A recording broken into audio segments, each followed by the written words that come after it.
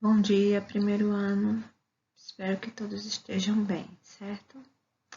Olha só, gente, hoje a gente vai iniciar com o assunto tabela periódica. Esse assunto é a continuação do nosso anterior, onde na aula anterior a gente viu distribuição eletrônica e alguns conceitos básicos. Então, hoje a gente vai começar a falar sobre a classificação periódica, tá?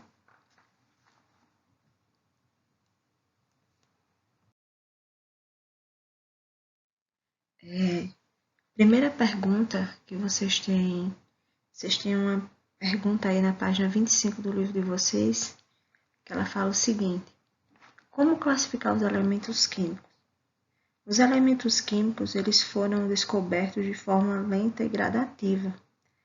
Em 1650, eram conhecidos apenas 11 elementos, que era prata, arcênio, ouro, cobre, entre outros. E quem os descobriu não sabia exatamente qual era a sua massa, mas foi a partir da observação desses compostos que eles criaram aí dois critérios para classificar esses elementos. Antes, eles observaram, estudaram. Nós temos vários pesquisadores, vários químicos que são responsáveis por descoberta de um ou de outro componente químico, mas cada um deles foram importantes porque foi eles que, seja com a descoberta ou com o fracasso, foi o que possibilitou que novos estudos viessem se desenvolvendo através da classificação atômica. Então, lá no século XVIII, vocês podem observar lá na página 25 do livro de vocês, eram crescentes as descobertas novas sobre esses elementos. E eles tentavam procurar de qualquer forma um meio para organizá-los, mas eles não encontraram. Foi apenas em 1829 que um químico, Dobereine, ele reuniu em 3 grupos os elementos químicos, que chamou de triades. E foi por meio dessa descoberta dele que ele pegou a massa atômica do elemento e aproximou ela igual à média aritmética dos outros dois compostos. Então, aqui, vocês podem observar que eu tenho aqui o lítio com massa igual a 7 e eu tenho aqui o potássio com 39. Então, o que foi que ele fez? 7 mais 39 deu 23, não é isso? Vai dar 30, 46. 46 dividido por 2, que vai dar 23. Então, ele definiu exatamente dessa forma, que a soma de uma massa com a do outro, dividido por 2, que é a quantidade de elementos, iria dar o valor do número atômico ou da massa atômica do próximo elemento que ele iria descobrir. Isso foi para calcular a massa atômica. O número atômico dele foi bem diferente. O lítio, ele coloca o lítio, vocês têm no livro de vocês na página 25, com um elemento químico igual a 3, o potássio igual a 19. Então, ele fazia o mesmo raciocínio. 3 mais 19 dividido por 2, que vai dar 11, tá? Então, ele fazia exatamente essa comparação aí. Ele somava o número atômico e dividia por 2, que iria encontrar o valor do que viesse aí no meio, tá?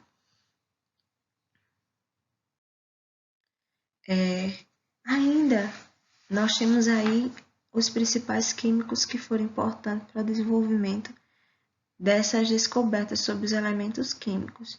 O primeiro, como eu já tinha falado anteriormente, em 1829, Dobereine, que ele foi que reuniu todos os elementos químicos em grupo de 3, e ele chamou esses grupos de 3 de triades.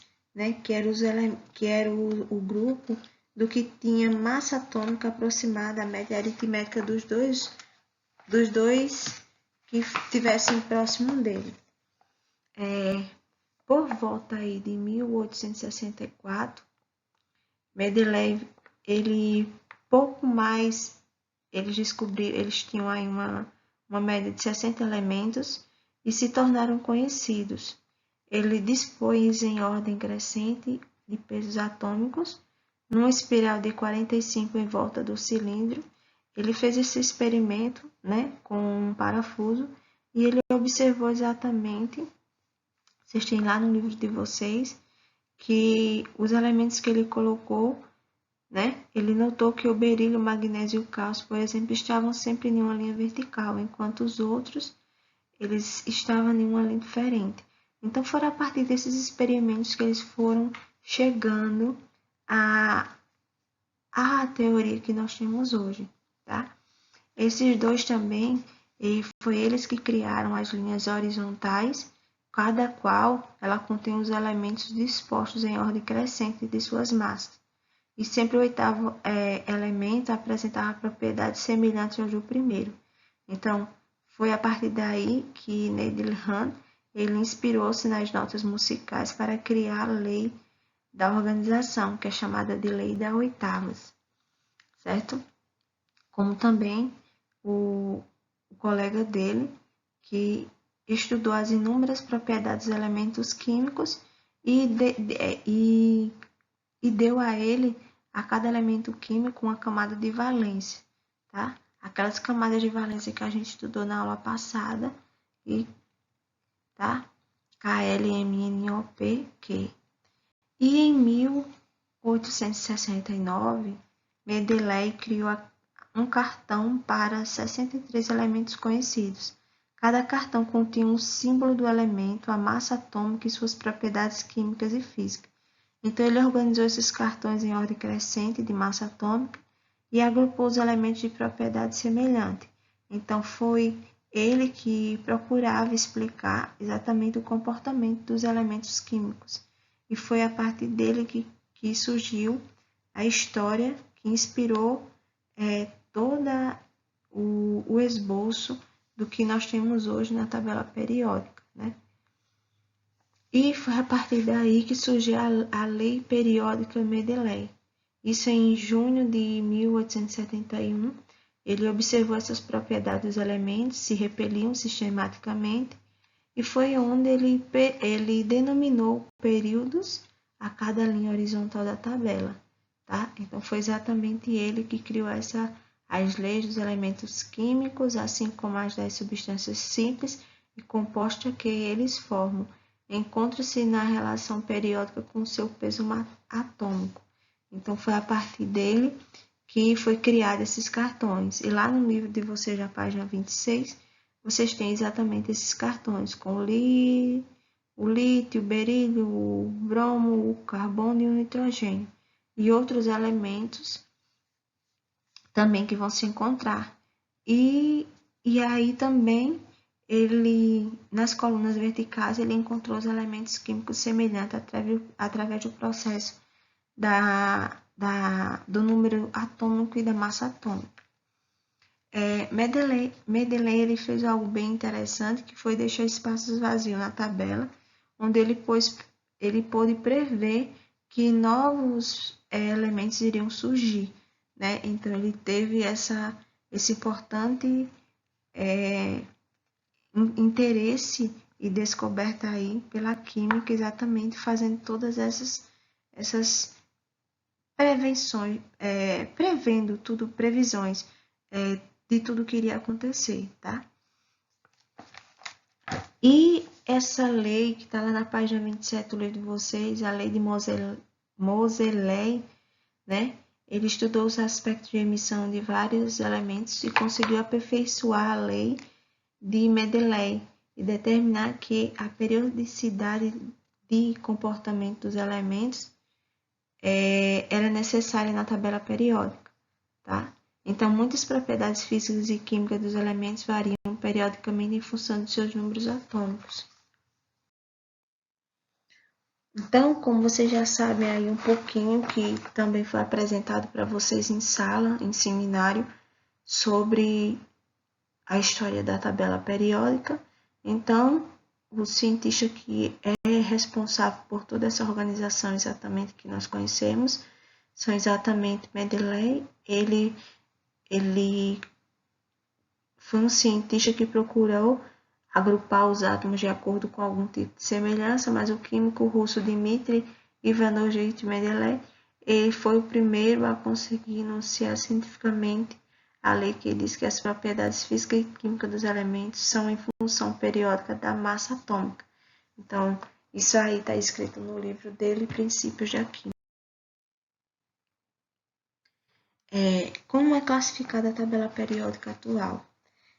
A tabela periódica atual, ela é classificada, né, em períodos em séries que são numerados de 1 a 7 e estão relacionados às 7 camadas do átomo.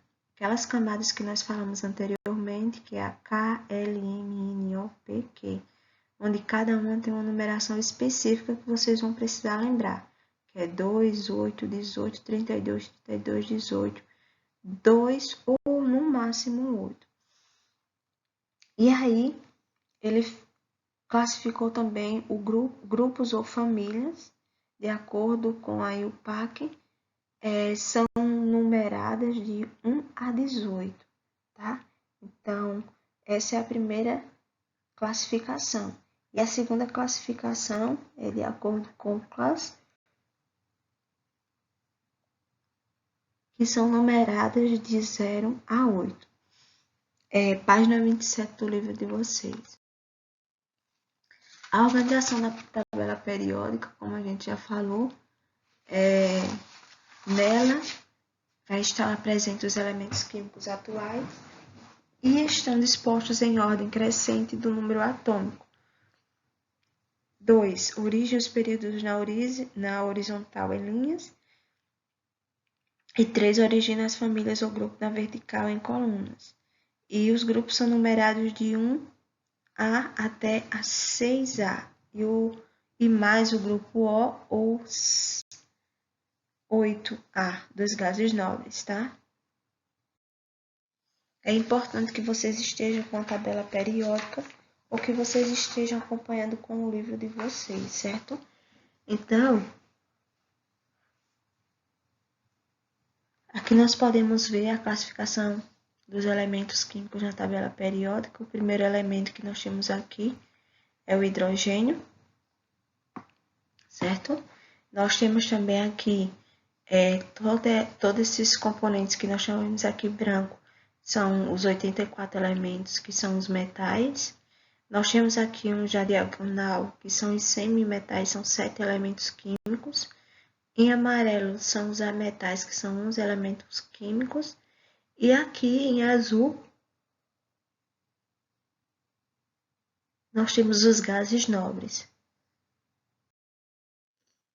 A nomenclatura, né, que é o nome, como se dá cada uma dessas famílias que estão presentes aí nas linhas, nas colunas. Então, nós temos família 1A ou 1, que é chamada de metais alcalinos, 2 metais alcalinos terrosos, e aí sucessivamente. Vou mostrar uma imagem para a gente ver eles. Então, aqui nós temos metais alcalinos terrosos, tá? Aqui nós temos alcalinos terrosos ou metais alcalinos. Nós temos aqui os calcogênios, nós temos os halogênios e nós temos os gases nobres, tá? Que são esses aqui amarelinhos. E aqui a gente pode ver as famílias ou os grupos que são as linhas verticais, tá? E aqui nós podemos ver períodos ou linhas horizontais, que é como é classificada. Atenção aqui, ó. Aqui no canto, não sei se vocês conseguem perceber, aqui, ó, nós temos exatamente as 7 camadas, tá? nível 1, nível 2, nível 3, nível 4, nível 5, nível 6, nível 7. O que quer dizer isso? No nível 1 só vai ter elementos com uma camada eletrônica. O 2, nós vamos ver que na tabela periódica, vocês podem procurar um aí, vocês vão observar, ou a do livro de vocês, na página 28, são elementos que têm duas camadas. Nível 3, 3 camadas. Nível 4, 4 camadas. Nível 5, 5 camadas. 6, 6 camadas e aí sucessivamente, tá? Então, aí nós temos as famílias ou os grupos, os elementos que estão em cada uma delas, e a quantidade de elétrons, como eu tinha falado anteriormente, e o nome da camada. Aqui nós temos algumas classificações desses elementos. Nós temos aqui os metais, os não metais, os gases nobres, o hidrogênio, os semimetais. E em seguida nós temos aqui algumas características desses elementos, que vocês também têm aí no livro de vocês na página 30.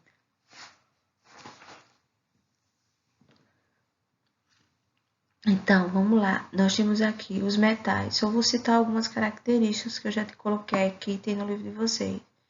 O que os metais fazem? Eles são bons condutores de eletricidade, tá?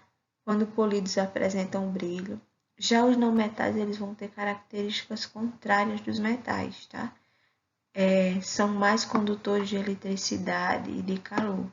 Os gases nobres, todos os elementos, eles têm características em referência à inércia química. O hidrogênio é um elemento considerado como um composto de comportamento único, ele não tem uma variação constante. E os semimetais são todos os sólidos em condições do ambiente que apresentam semelhança entre os metais e os ametais. Aqui nós podemos ver novamente os elementos representativos, tá? Aqui nós temos os elementos de transição externa e aqui nós também temos os elementos de transição de representação. E aqui embaixo nós temos os elementos de transição interna. Essas duas séries que vocês observam aqui, elas estão aqui dentro, tá? Aqui dentro. Aqui vocês veem mais uma vez, é importante que vocês estejam observando isso daqui por dois motivos. Lá no livro de vocês, na página 29, vocês têm essa questão aqui, que é exatamente... Lembram que eu falei que as 7 camadas eletrônicas vão ser subdivididas em subníveis ou subcamadas? E essas camadas elas têm um valor fixo que eu falei na aula passada. Quem são essas camadas? SPDF, tá? SPDF são as 3 camadas que representam exatamente os subníveis, né? As camadas elas podem ser subdivididas. Cada camada dessa tem um valor fixo. O S tem 2, o P 6, o D 10 e o F 14, que é exatamente a quantidade de elétrons que tem em cada um. Aqui, como eu já mostrei anteriormente, são os metais, semimetais, ametais e os gases nobres, né, que é um esquema que representa cada um desses componentes. Lembrando que os metais têm propriedades e os ametais têm propriedades contrárias dos metais. Referente à dureza, o outro vai ter propriedades diferentes. Aqui vocês têm exatamente a questão sobre o raio atômico. Lá na tabela de vocês também tem, que é a representação do crescimento do raio atômico nos elementos na tabela periódica. E o que é o raio iônico? Esse raio iônico, o que é ele? Ele é dividido em raio cátion ou raio isoelétrico.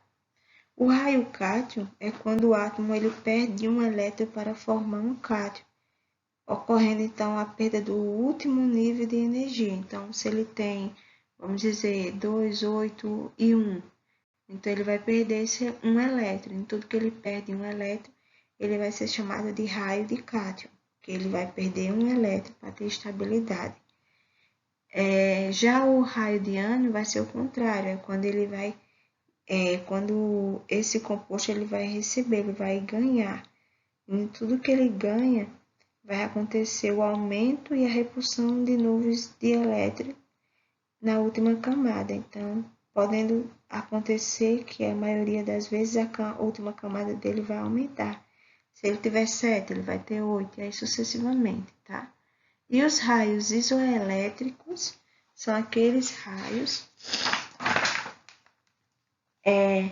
que eles vão apresentar o mesmo número de elétrons.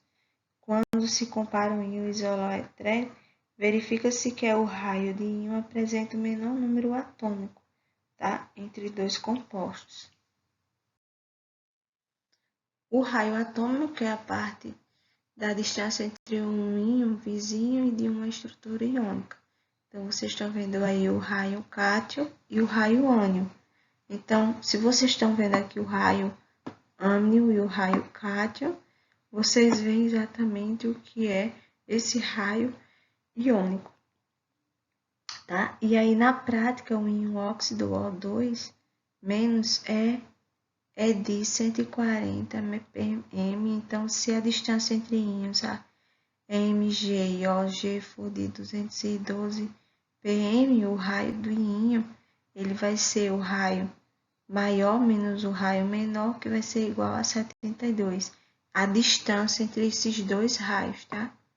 A distância entre esses dois aqui, vai ser de 72. Energia de ionização. Lá na página 32 do livro de vocês têm aí um pouquinho falando sobre a energia de ionização. É a energia necessária para retirar um elétron de um átomo ou íon gasoso. E aí mostrando o estado padrão dele, que vai se converter com cargas de unidade mais do que o estado inicial. Então, normalmente, ele tem uma representação. Essa energia de ionização é a energia que vai ser retida no elétron de um átomo na fase gasosa. A primeira energia de ionização, e existe também a segunda energia de ionização, tá? Necessárias para remover um elétron do cátion gasoso. Energia de ionização, como eu já tinha falado, são as energias de primeira ionização, elas crescem em geral ao longo do período, diminuindo os longos das colunas dos grupos. Vocês têm um gráfico semelhante a esse no livro de vocês, na página 33, onde está mostrando exatamente aí o número atômico e acontecendo essa variação. Essa energia de ionização, quanto maior a energia de ionização, maior é a dificuldade para se remover o elétron, tá? Então, quanto maior ela for, mais difícil vai ser desse elétron ser removido. A tendência ao longo do período de se explicar pelo aumento do número atômico e também a tendência ao longo do grupo se explicar, consideramos que o aumento do tamanho facilita a remoção de um elétron. O que é essa afinidade eletrônica ou eletroafinidade? Vocês têm aí na página 33 do livro de vocês. Afinidade ao elétron é a quantidade de energia envolvida no processo em que um átomo isolado, gasoso, no seu estado fundamental, recebe um elétron formando um íon negativo. Então, vocês têm aí um esquema onde foi encontrado essa energia que foi liberada aí. Então, vocês podem observar que nós temos aí, de onde é que veio essa mais 349? A gente vai estudar depois em cinética essa questão, mas aí é só para mostrar exatamente Cl+, e o Cl-, que é exatamente onde esse Cl+, né, ele vai, a quantidade de energia nesse átomo isolado, ele vai passar para um outro estado fundamental quando ele recebe esse íon negativo, que é esse íon que vocês estão vendo aqui, ó. Íon negativo é sempre quando vinha esse Cl ou qualquer outra letra, símbolo do elemento químico, mas esse N, tá? Na tabela periódica, vocês podem ver aí no livro de vocês também, que a eletronegatividade, ela vai ter essa sequência aqui, né? Ela vai ter uma linha aqui, uma outra setinha, indicando que os elementos químicos que estão aqui, ó, nessa região, eles vão ser elementos químicos que vão ter uma maior força de atração sobre as ligações químicas. A gente vai ver mais na frente tipo de ligações químicas para vocês entenderem melhor essa questão. Mas é muito importante isso daí vocês entenderem, tá? Referente esses elementos que são mais eletronegativos.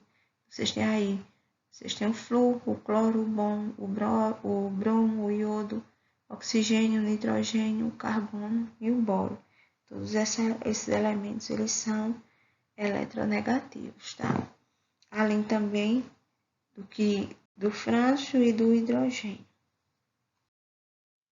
Essa eletronegatividade também é possível vocês observarem ela aí nesse gráfico, onde ela mostra aquela questão anterior dos elementos que são mais eletronegativos. Então, aqui vocês estão vendo que o flúor ele é mais eletronegativo do que o oxigênio, do que o nitrogênio, e aí sucessivamente. Então, os elementos eles podem ser um mais eletronegativo do que o outro. Essa eletronegatividade, esta força de atração se relaciona com o raio atômico. Quanto menor o tamanho do átomo, maior será a força de atração. Portanto, maior será a sua eletronegatividade. Essa questão aí está na página 33 do livro de vocês. É muito importante que vocês coloquem ela na cabeça, tá? Então, vocês têm aqui, ó, o menos que tem um raio menor, né, um tamanho menor, tá? Mais será a força de atração, portanto, ele vai ter uma maior eletronegatividade do que os demais. Reatividade ou densidade absoluta. Essa reatividade química, tá? Não é uma propriedade periódica, mas está relacionada à capacidade de perder elétron e de ganhar também. Então, desse modo, o elemento mais reativo são os metais, que perdem elétrons com maior facilidade, e os não metais, que recebem elétrons com maior facilidade. Com base nessas propriedades, por isso que eles entram nessa característica de reatividade, tá?